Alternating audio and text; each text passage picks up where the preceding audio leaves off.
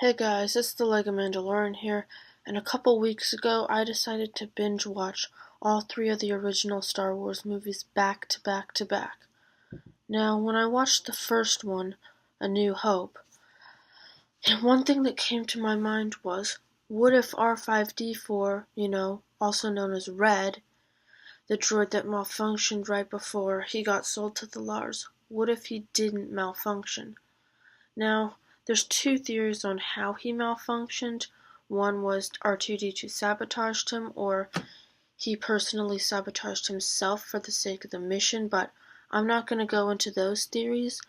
The point of this video is, what if he didn't malfunction? What would have happened to R2, and how would Obi-Wan have found R2? And just in general, what would it change in the Star Wars universe? Now, whatever theory you believe on how R5-D4 malfunctioned, we're just going to say it didn't happen. So that would have meant R5-D4, he would have gone to work on the Lars farm along with C-3PO. So that would have meant R2-D2 would have still been what the Jawas. Now, he couldn't have just, escaped and gone off to meet Obi-Wan because he still had a restraining bolt on him. But if you watched the first season of Star Wars The Clone Wars, you'll remember one episode he is actually able to remove a restraining bolt off himself. Now, R2, he has to complete his mission at all costs, so he is going to pull off the same stunt as he did in Season 1 of The Clone Wars, as he does in the Sandcrawler. So, he is going to get his restraining bolt off, and he's going to sneak out of the Sandcrawler.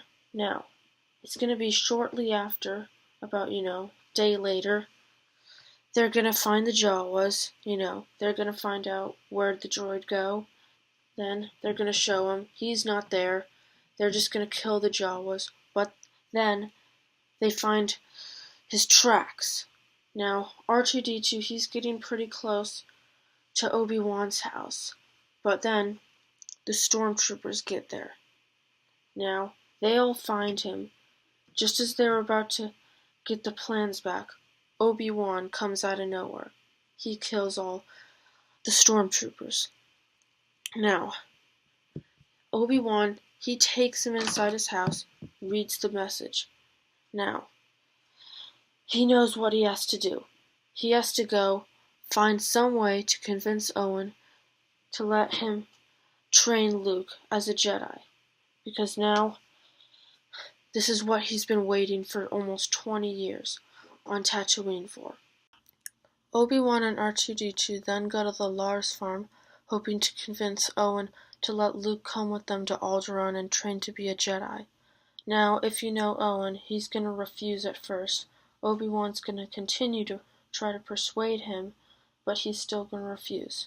That is until he pulls out his lightsaber. Now, at this point, he's kind of sick of Obi-Wan, so he lets him take Luke. But now, as they're leaving, R2-D2 starts to do his normal beeping and chirping because he wants C-3PO to come too. Now, Owen's not happy about this, but he lets him take C-3PO because he's just fed up with Obi-Wan. Now, Luke is happy to come to Alderaan with them, but he's still going to have a different relationship with Obi-Wan because Uncle Owen and Aunt Beru are still alive and are in the back of his head still holding him back from what he really wants to do. Now, Luke's not going to be very motivated to be a Jedi because he knows that he left his uncle and aunt on Tatooine and he feels guilty about it. Now, Obi-Wan's going to realize this, and when they're going to leave in the Millennium Falcon, he's not going to let Vader kill him so he can help Luke with his training. Now, due to Luke's low motivation to becoming a Jedi, Obi-Wan decides to take Luke straight to Dagobah right after he destroys the Death Star. Now, because of this, Luke's going to get the best training from two of the best Jedi that were still alive. Now, because he had both these Jedi training him, he's going to stay on Dagobah for the entirety of The Empire Strikes Back. And now, since he has both of them there in person, when he sees his vision about Han and Leia dying, they are going to convince him that it's fake, and he's going to stay on Dagobah for the rest of Episode 5. And he's not going to lose his hand or his lightsaber. So then, by the time The Empire Strikes Back's over, he then leaves Dagobah, one of the most powerful Jedi of the time. By the time the events lead up to the throne room scene, Luke is able to defeat Darth Vader very easily, but not kill him. Then, the Empire comes up to him and tries to convince him to join the dark side.